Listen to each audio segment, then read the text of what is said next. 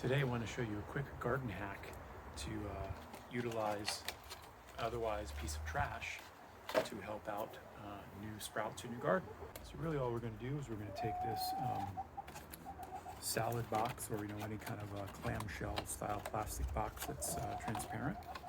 I'm just going to cut it this way. And what that will do is it'll create two little basically mini greenhouses in which we can use to protect newly transplanted things, that sort of thing. So basically just get some sort of cutting device. Could be tin snips, could be a box cutter, or my favorite, industrial scissors, and just do your best to cut it in half.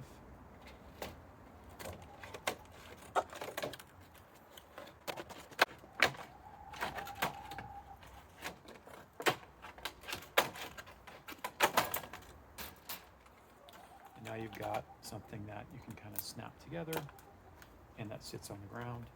The other piece of this is to take some sort of garden staking device, and you pair these up together, and it'll protect your fledgling sprouts. I'll show you what I mean. So here's an area I decided to plant some cabbage starts, and the day after I did that, without utilizing one of these, the chickens came along and dug it up quickly. So I don't know if I'm going to be able to save these particular guys. They're pretty beaten up, but the root system's intact, so I'm going to give it a try just to demo the container. Just carefully get it. Open back in here. And so we take the container and the staking, and I like to just put it this way. This sort of is parallel with east-west. And then if you've got slots in the box lid, you don't have to cut any holes, but basically just sort of like stake it down a little bit.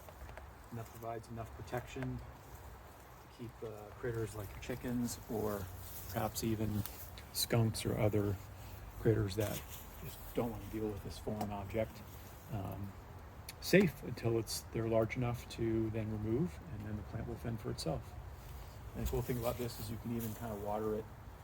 It's not airtight, of course, so you can kind of water just as you would on its own.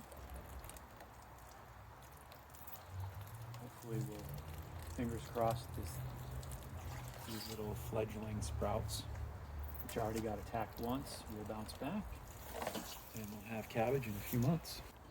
And just some examples of how I've been using it in the garden.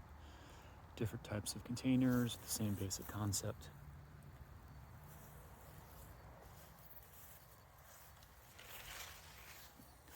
Now, for example, I did have those very same containers around my broccoli plants maybe a month ago or so, and at some point they grew big enough to where they didn't need it anymore. So now they're doing well.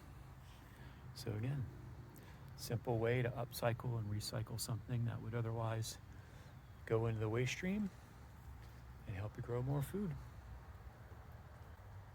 Thanks for watching.